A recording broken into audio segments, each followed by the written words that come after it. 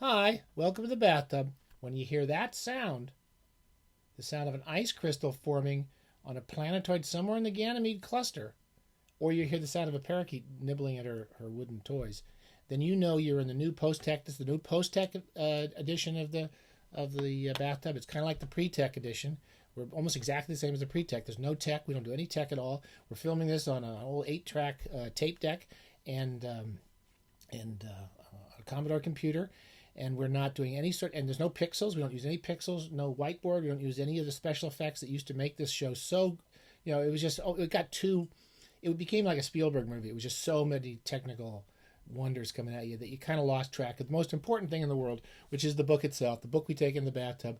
The old masturbator's still here, no pixels, just the old masturbator going into the bathtub with books. And this episode, we're going to talk about a series of new books from MIT Press, and it's called the Radium Age. They all have these like little insignias on them, this little Radium Age here thing. And this is kind of the introductory volume. This is the Voices from the Radium Age, which is a book of stories edited by Joshua Glenn, who's kind of the editor of the overseer of the whole series. And they're all from MIT Press. They've come out over the past few months. I'll put a link below here for I did a piece for the LA Times. We couldn't really cover everything that was in all these books, but we kind of gave a little overview of this kind of nice series. They all have these kind of cool covers, right? When you go to the bathtub, you don't need to have cool covers, but it's nice to have cool covers. And there's a lot of them. I'll talk about a little bit about all these different books. So these are some of the first ones that came out. I think that's all I've got at the moment. I might have something else. And the premise of the Radium Age, you may be asking, what is the Radium Age, masturbator? It's a term that this guy Glenn has kind of invented he calls it the period from 1900 to 1935. So basically, these books are like very, very different. They seem to be. I don't see what the Radium Age is. That's my one quibble with the whole series. They all just seem like kind of interesting science fiction or fantasy or supernatural horror. There's science fantasy. There's all sorts of different types of fiction that came out before the Golden Age. The Golden Age was John W. Campbell, the term to identify John W. Campbell's science fiction from 1935. We've talked a lot about that in here. And when Campbell tried to make it kind of realistic or scientific based, and it wasn't really, it was completely ridiculous stuff, but it was fun. But there's all these different books and different stories. And they had their nice looking books, and they have kind of interesting, just general premise. And there's lots of books that are coming out that are either historically interesting or they're fun to read. I think the fun to read part is the part that should be most emphasized in this series, but no one's asked me. Cheers! When we do the pre-tech, we just do this in the afternoon. We don't have cocktails. I have my cocktail later, after I read the news for the last time of the day. And this one, for example, this has a lot of good stories. So it has two types of stories. One, it kind of recovers kind of stories that were kind of interesting that no one's ever heard of. And one of them is Sultanas Dream by Rokeya Sakhawat Hossain, and she was a pretty interesting writer. She wrote this one story. I've never heard of her, don't know anything about her before. I talk a little bit about her in the piece, but it's basically a dream of a woman has about a future without men in it. A future without men in it is kind of one of the many dreams that recurs in most of these books and in many books of science fiction. And what's the world going to be like if the men have to stay at home and can't go out into the market unless they're wearing a veil? It's a funny little story. And then there's a kind of a brilliant story by W.E.B. Dubois, who was mainly an essayist. He wasn't really a fiction writer as much, but he wrote a lot of essays. And it's a kind of a comic horror story about what happened if a comet came and crashed into Washington, D.C., and black people and white people had to survive together. It still rings true today, the sort of story he sets up. Then it has just this one book. It has kind of a weird mix of stories. I mean, the period is very interesting for science fiction or for fantasy or for science fantasy. Much of this would qualify as science fantasy. It has E.M. Forster's The Machine Stops, which is really worth reading if you haven't seen it. Then it has something that doesn't really quite fit, which is The Voice in the Night, William Hope Hodgson. I got another book by William Hope Hodgson. He was a sort of unknown supernatural writer of the early parts of the century. He wrote several novels like The Boats of the Glen Carrig, and this story called The Voice in the Night, which is one of the more powerful stories in the whole series. It doesn't strike me as science fiction or radium fiction or anything, but it's just kind of a horror story. He was a big influence on. He was a late influence on Lovecraft and Clark Ashton Smith because they didn't know about him until late in their lives. And it's a real horror. It's a really brilliant kind of horror story. And Hodgson had been a seaman, and he knew what it was like to be out in the ocean. And it's about a kind of creepy character who gets him and his fiance get taken over by a fungus. It's a kind of brilliant horror story. It also has a story which I had read years ago and I hadn't reread for a long time, which is The Red One by Jack London, which is a kind of brilliant Jack London story about kind of an explorer out in the middle. I think he's in the middle of somewhere in Central America. I forget where he is now, but it's often in a very uncharted territory. And when he's there, he finds these tribes who are kind of worshiping this thing that's fallen from the sky, which is obviously an alien intelligence from really, really far away. It's a very, really strange, haunting, quite amazing little story because it kind of encapsulates London's vision of the world as this kind of naturalistic jungle and the universe, an extension of that naturalistic jungle. It's a good story, really good little story. Then it has my favorite story, which is the Jameson Satellite, which I've never read before. This is a guy named Neil R. Jones. He published a lot of early SF magazines. I think he was in the Gernsback Amazing Stories magazine, but I can't remember off the top of my head. And a lot of these stories were published in the 30s, before the war, in the mid to late 30s, and I think he continued writing them up into the 50s and 60s. He was I never really read about him. I checked out the SF encyclopedia on him, really, and he was a civil servant in New York, and he wrote these crazy futuristic fantasies about a guy, a space professor named Professor Jameson, who when he's dying shoots his body into outer space, and he gets discovered by aliens who turn him into a robot.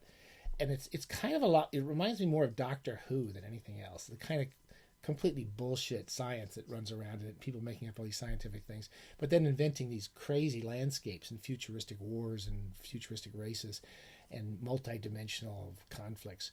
And they're a series of novelettes.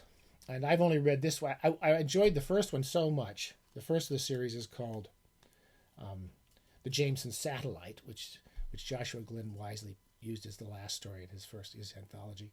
And it made me want to read the whole book, and I read the whole book. And I'm actually starting the second one now, The Sunless World. So really kind of ridiculous SF. It's a little bit, again, it reminds me of Doctor Who more than anything, but because the professor's in the middle of it all. But it reminds me a little bit, if you like, who's that guy? Not Clark Ashton Smith, E. Doc Smith, those kind of things. Okay, so there's the anthology.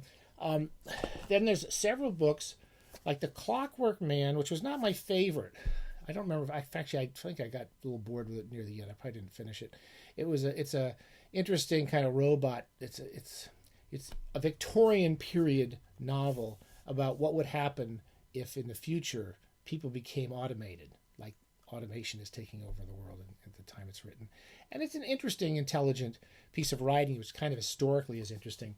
Even more interesting, though, is J.D. Beresford, who was actually a friend of his. There's kind of a too much English slant to the series so far. I'm really hoping they bring in some of the great American writers like Lee Brackett and C.L. Moore and all these great American writers of what would I think fit perfectly as in that period, 1900, 1935. But this is another British writer. He was a clergyman. He was a friend of H.G. Wells. And it's kind of a great futuristic dystopia, utopia about all the men dying again. So get rid of the men is always a good idea in some of these books. And it's what happened afterwards. See, there's the man is dead. Women take over the world. It's done very well in terms of describing what would happen month by month as this plague comes and attacks the world and starts killing men. And I have to say, it sounds just like the COVID. You have all the politicians are saying things like, oh, we're not going to run scared from all this. And then they get the disease and die. And no one wants to really stand up and actually lock everybody up in their houses and hurt the economy. So basically all the men die and the women take over the world. And then the men that do survive are kept they're made like kind of fake kings. They dress them up in nice clothes, and they get to pick on any woman they want to sleep with. But basically, they just walk around dressed up in ridiculous clothes, like kings and queens. It's a pretty interesting book. It's a good read, and then it's also interesting historically as far as a kind of feminist utopia, or a masculinist dystopia. Finally, The World Set Free, H.G. Wells. H.G. Wells, we're going to just automatically indoctrinate him. We're going to force him to join the Bathtub Hall of Fame, the All Bathtub Hall of Fame. I don't have the... Oh, here it is. There you go, H.G. Wells. H.G. Wells is great. This is his least... I guess I have to say this is the least enjoyable of his novels I've read, but it's not available, so I read it for the first time. It was written just before the real World War I, in which Wells decided that if there was a world war, it would destroy the human race.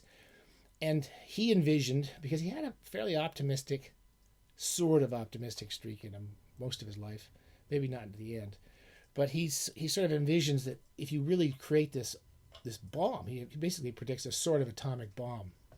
It doesn't operate like our atomic bomb, but it's pretty horrifying.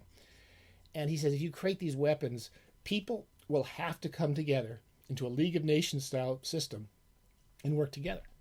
And that never happened. It didn't happen at all. It's a kind of it's like a documentary style, so he goes all around the world. He kind of goes off in different stories.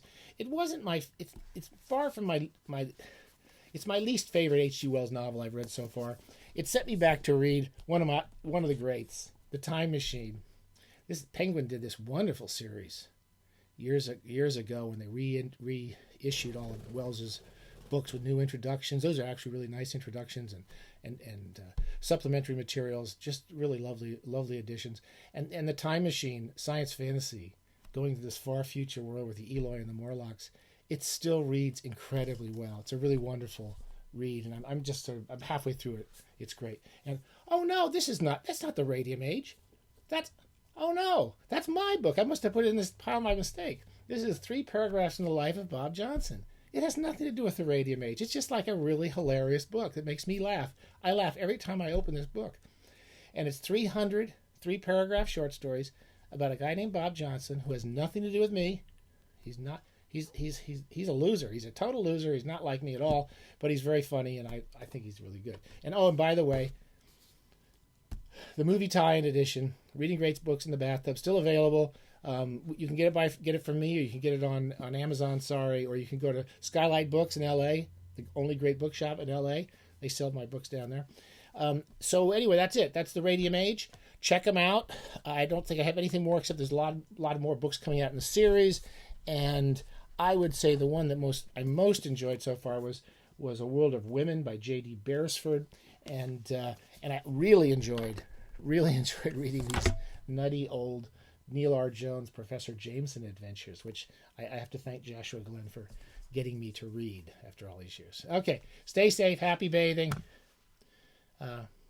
No tech at all. We're not doing no tech.